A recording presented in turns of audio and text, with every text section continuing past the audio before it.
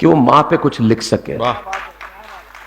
जिस मां ने हमें लिखा, हम उस पे क्या लिखेंगे? अरे क्या बात है, वाह वाह वाह शैलेश, क्या बात। जिसने हमें रचा, हम उस पे क्या रचेंगे?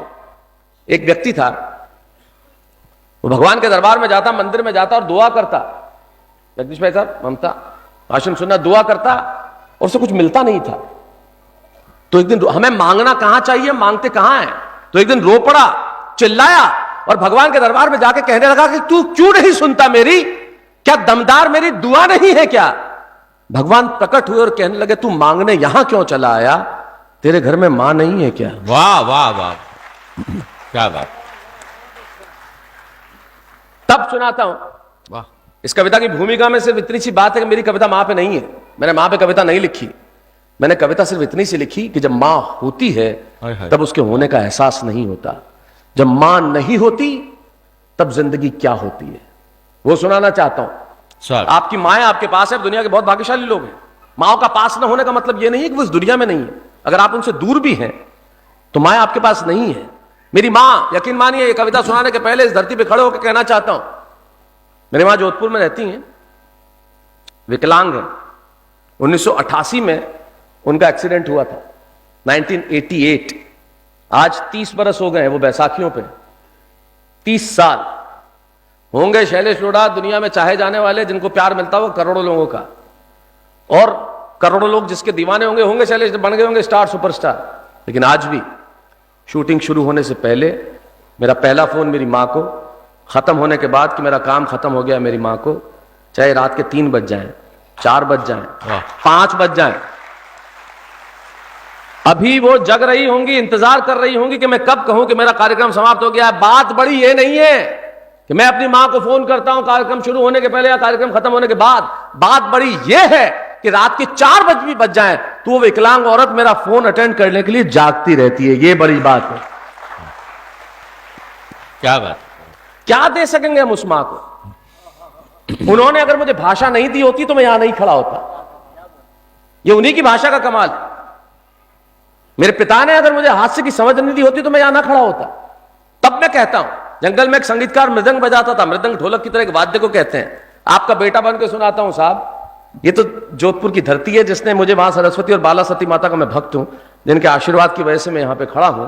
ये उन्हीं की धरती पे खड़ा होकर बोलता हूं। तब मैं कहता हूं, संगीतकार मृदंग बजाता था तो उसको एक बकरी का बच्चा, एक मेमना वहां आके खड़ा हो जाता, इसका वॉल्यूम बढ़ा देना, मेमना खड़ा हो जाता।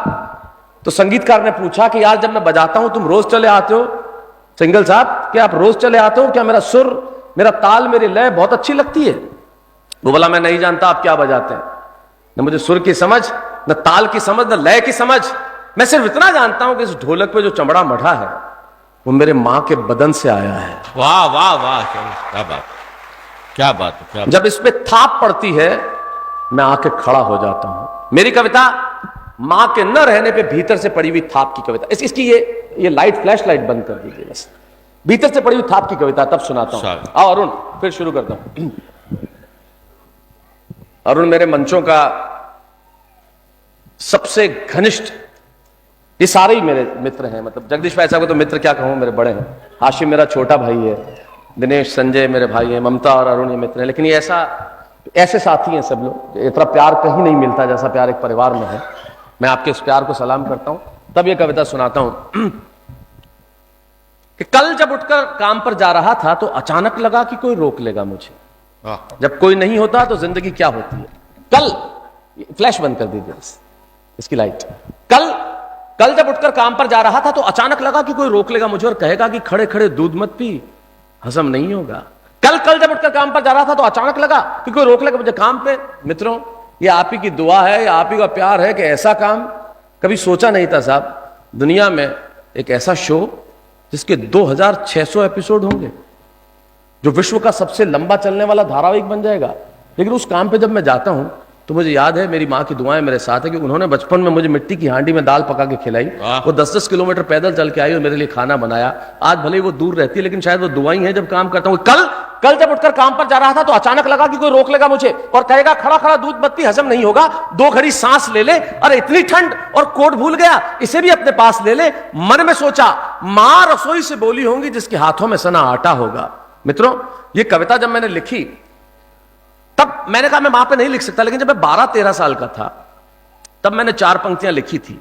तब मुझे एहसास नहीं था कि मैं मां पे कोई परिभाषा दे नहीं सकता है। 12-13 साल का लड़का, जगदीश भाई साहब ने तो मुझे 9-10 साल की उम्र में देखा है, ये 83-84 की बात है, 83 की बात। जब मैंने 4 पंक्तियां लिखी, वो 4 पंक्तियां अभी सुनाता हूं और उन्हें खारिज करता हूं। तब मुझे पता नहीं था कि मेरी कलम की इतनी ताकत नहीं है कि मां को परिभाषाएं दे सकूं। तब मैंने 4 पंक्तियां क्या लिखी थी, वो सुन लीजिए एक बार। हम एक शब्द है तो वे पूरी भाषा है, हम एक शब्द है तो वे पूरी भाषा है, हम कुंठित हैं तो वह एक अभिलाषा है।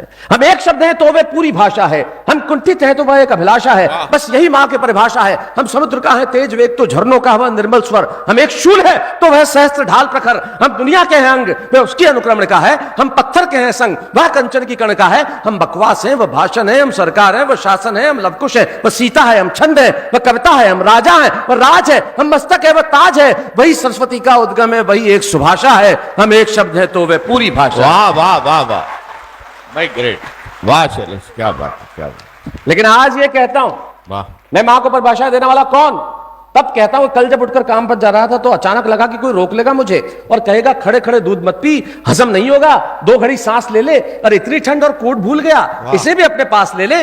मन में सोचा मां रसोई से बोली होंगी जिसके हाथों में सना आटा होगा। मन में सोचा मां रसोई से बोली होंगी जिसके हाथों में सना आटा होगा, और पलट के देखा तो क्या मालूम था कि वहां सिर्फ सन्नाटा होगा। और पलट के देखा तो क्या मालूम था कि वहां सिर्फ सन्नाटा होगा। अरे अब हवाएं ही तो बात करती है मुझसे। ये कविता पढ़ता हूं, जब मैं लोगों की आंखों में आंसू देखता हूं तो मुझे लगता है मेरी कविता सार्थक हो गई, करुणा के द्वार खुल गए। तब कहता हूं अरे हवाएं तो बात करती है मुझसे। लगता है जब जाऊंगा जब कोई नहीं होता तो अंतरिक्ष बात करता है, वैक्यूम इंद्रवात बात करता है, अरे अब हवाएं ही तो बात करती है मुझसे। लगता है जब जाऊंगा किसी खास काम से तो कोई कहेगा दही शक्कर खा ले बेटा, अच्छा शगुन होता है, कोई कहेगा गुड़ खा ले बेटा, अच्छा शगुन होता है। पर मन इसी बात के लिए तो रोता है कि सब कुछ है मां, सब कुछ। जिस आजादी के लिए तुझसे मैं सारी उम्र लड़ता रहा, वो सारी आजादी मेरे पास है। मित्रों, जब माया में बचपन में टोकती है ये मत कर, वो मत कर, यहां मत जा, ऐसा मत कर, वहां मत जा, तब हम आजाद होना चाहते हैं। और आजादी की कीमत क्या देनी पड़ती है, तब सुनना कि सब कुछ है मां, सब कुछ। जिस आजादी के लिए तुझसे मैं सारी उम्र लड़ता रहा, वो सारी आजादी मेरे पास है। फिर भी न जाने क्यों दिल की हर धड़कन उदास है। कहता था ना तुझसे मैं वही करूंगा जो मेरे जी में आएगा। आज मैं वही सब कुछ करता हूं जो मेरे जी में आता है। बात यह नहीं है कि मैं जो चाहूं कर लूं, मुझे कोई रोकने वाला नहीं है। बात है तो इतनी सी, सुबह देर से उठूं ना तो कोई टोकने वाला नहीं। वाह वाह, आप तो खुद कवि हैं साहब। तब कहता हूं देर से उठूं ना तो कोई टोकने वाला नहीं है। आज आप मंच पे क्यों नहीं है? मुझे लगा आप कविता पढ़ेंगे। रात को देर से लौटूं तो कौन नाराज होगा भला, रात को देर से लौटूं तो कौन नाराज होगा भला। कौन कहेगा कि बार बार अब कहां चला। आपके जीवन से कुछ दृश्य चुराता हूं और आप ही को सौंपता हूं, सबके जीवन में होंगे। रात को देर से लौटूं तो कौन नाराज होगा भला। कौन कहेगा बार बार कि अब कहां चला। दोस्तों के साथ घूमने पर उल्हाने कौन देगा, मेरे वो तमाम झूठे बहाने कौन देगा। कौन कहेगा कि इस उम्र में क्यों परेशान करता है। हैरान ये लड़का क्यों नहीं सुधरता है, पैसे कहां खर्च हो जाते हैं तेरे, क्यों नहीं बताता है। सारा सारा दिन मुझे सताता है, रात को देर से आता है, खाना गर्म करने को जागती रहूं, खिलाने को तेरे पीछे भागती रहूं, बहाती रहूं आंसू तेरे लिए। कभी कुछ सोचा है मेरे लिए। अरे मेरा तो क्या होना है और क्या हो रहा है, मेरा तो क्या होना है और क्या हुआ है, इस बुढ़िया का क्या होना है, क्या हुआ है। तू खुश रहना, यही दुआ है। अरुण समझ सकता हूं मैं, अरुण की माता जी जो हम सबकी प्रिय है, जो मेरी भी मां है, वो दुनिया में नहीं रही कुछ दिन पहले। तो मैं अरुण के इस दर्द को समझता हूं कि ये क्या समझ रहा होगा। लेकिन जो अगली पंक्ति में कहना चाह रहा हूं वो समझना। मेरी कई बातें भूल जाइए, 2600 एपिसोड में मैंने आपको क्या कहा भूल जाइए, मैंने अपनी किताबों में क्या लिखा भूल जाइए, शैलेश रुड़ा की हर बात भूल जाइए। लेकिन एक वक्त मेरी याद रख लीजिए, जो कहने जा रहा हूं कि जब कोई नहीं होता तो क्या होता है। तू खुश रहना, यही दुआ। तूने मेरा तो क्या होना है, क्या हुआ है, इस बुढ़िया का तो क्या होना है, क्या हुआ है, तू खुश रह लेना, यही दुआ है। और आज तमाम खुशियां ही खुशियां।